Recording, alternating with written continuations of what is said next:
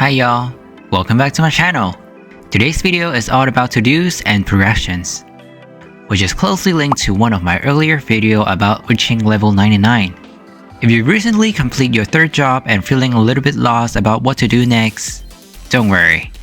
I'll be guiding you through the process. There are many different directions and guides you can find out there, but I will show you the direction that I'm using it from the day one I returned to the game, so you have a better reference and avoid all the confusion and chaos. But before we get started, make sure to check out my Instagram and Discord. The discussion board in our Discord server is a great resource to help with any question you have. Also, make sure to subscribe to stay up to date with all my latest contents. So, let's dive right in. Elsword in 2023 offer a great environment and easy setup for early to mid-game players. To get started, let's focus on the second Professor Fo's Growth Quest. This quest is very easy to follow, and it will help you to get to know your chosen class better while completing the Growth Quest. Many of you might be having trouble choosing a main class to focus on, so start with the class you're currently interested in to complete the quest is a great way to learn the ropes. If you find the class is not your thing along the way, just toss them into your collections. You'll still get a nice effect from them, and you didn't lose anything. And if you like your class, then congratulations! Go on, finish up Master Class for stronger collection effects, and gain the Master Class artifact slots too. Moving on to step 2.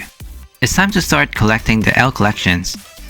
The effects of each class offer may not seem that much individually, but when you combine all the little ones together, it can significantly boost your gameplay experience. Here's a recommended order for acquiring the collections. Feel free to pause the video to take a closer look. Don't forget to unlock your collection book upon reaching level 99. Simply go to the EP shop to exchange a book, and you'll be good to go. Unlocking your collection will help to boost your CP, so make sure to do that. Moving on to step 3. After completing the early to mid-game setup, it is time to determine if you want to focus on the core of mid-game farming.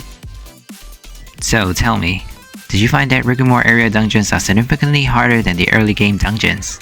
Then yes, the paywall and grinding start here. To be honest, by doing step 1 and 2, you can already experience 75% of PvE part of the game.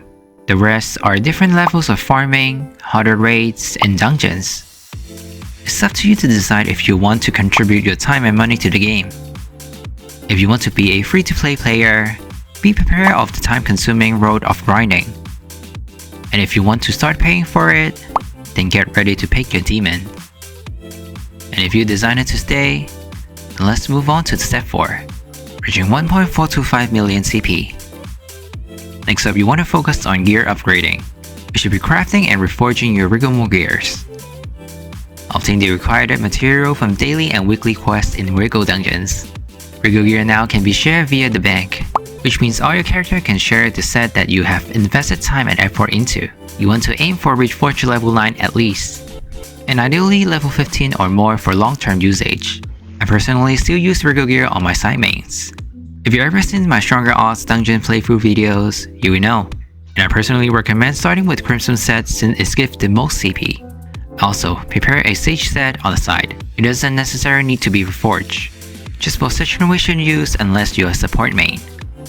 But that's only a general suggestion. You don't really need to follow. Just make sure you have one set to invest on.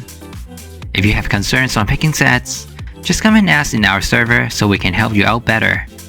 Then, you want to focus on accessory sets. Ideally, get the 3 pieces of Master Road accessory for CP boost and damage. You also want to see if you can get any artifact armor for your character, which is also a nice CP booster. However, make sure to keep in mind that artifact gear is not bank shareable.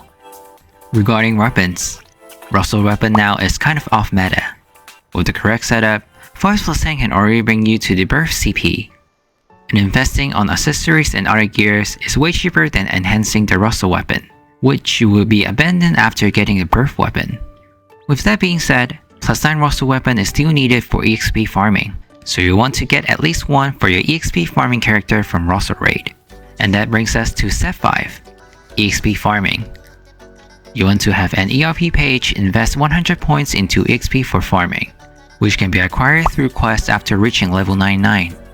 along with a weapon that has socket for EXP gaining.